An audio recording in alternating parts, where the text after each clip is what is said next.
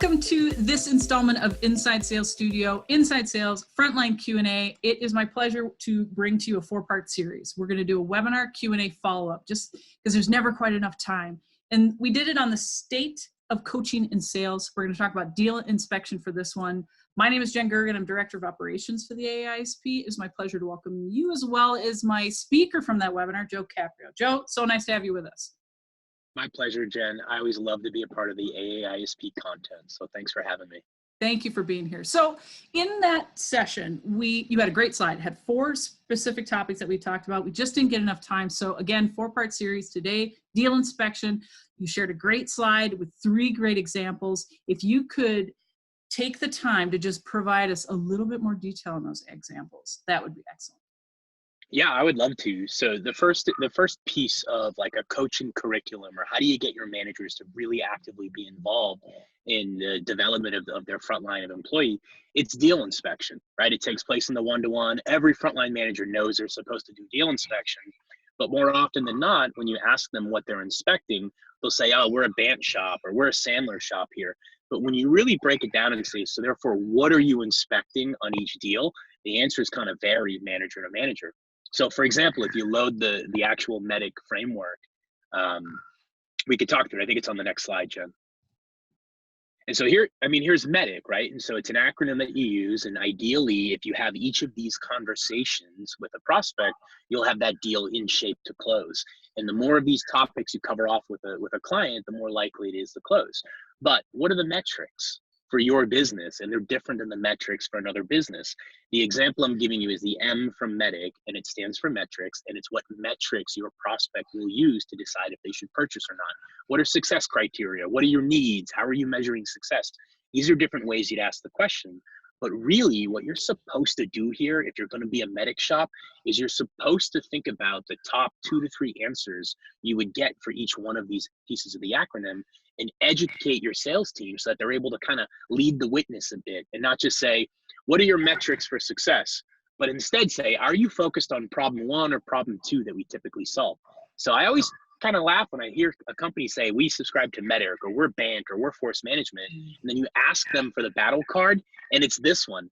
And it's like anybody can Google MEDDIC, take a picture of it, and say, this is the topic to have. But are you really educating and enabling your sales team to lead the prospect to the topics that you have to cover? That's the main point here, Jen. Okay, excellent. So on that second example? Sure. So now when you think about the way that MEDDIC should manifest, it's typically in a CRM, and it's typically stage-based. And so you see a lot of companies go through this exercise of lining up a piece of paper, fold it in half, and on the first column, you have the list of your stage names in your CRM, right? Research, discovery, evaluation, negotiation, closed one. And then on the other half of the paper, you have the things that you have to get before you can move to the next stage.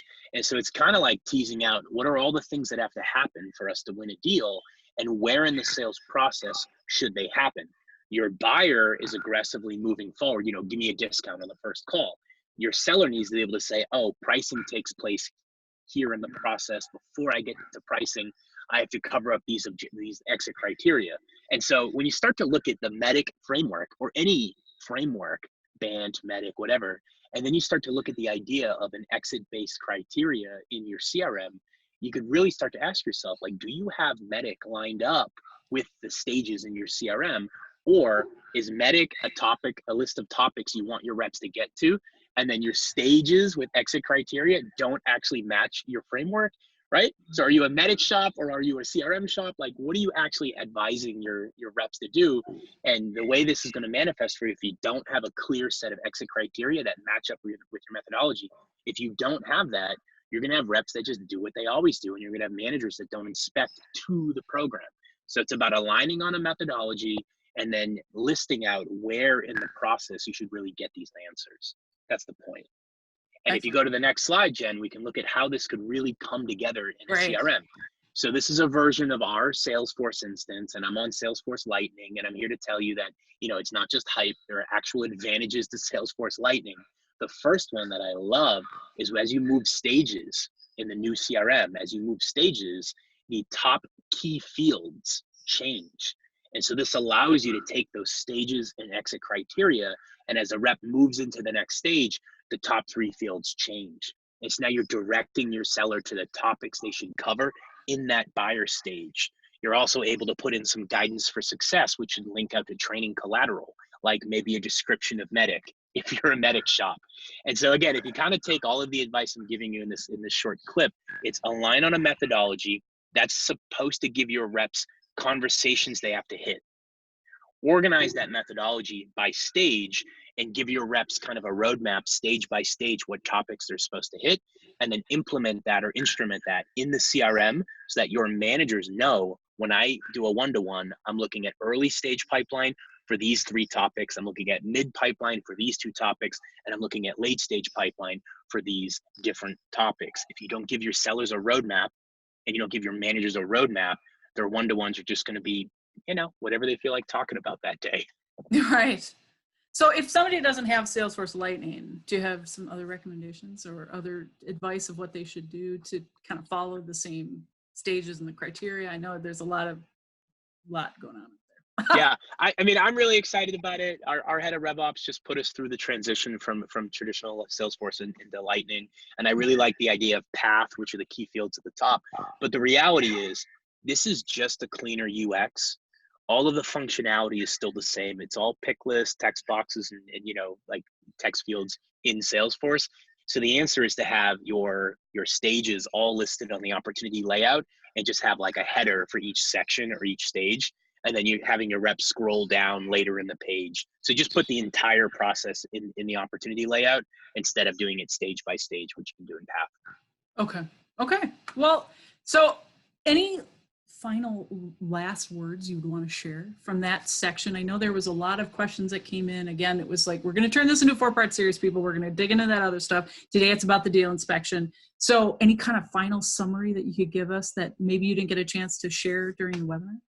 Yeah, I just think about the way these one-to-ones typically take place, Jen, and it's like the manager shows up to a one-to-one with a rep and he or she says, okay, how can I help you this week? Right? Like there's some oracle of knowledge where if the salesperson is just like, oh, how do I close more? They can give crazy advice on the spot. What really ends up happening is the rep just shows up and talks about whatever's top of mind. You know what I mean? And so what ends up happening is the rep talks about their most recent call or like the one deal that's like, sticking out in their mind. Is it the biggest deal or not? I don't know. Is it the most strategic? I don't know. Right? So you're not really controlling what deals get inspected if you're not giving instructions to the manager.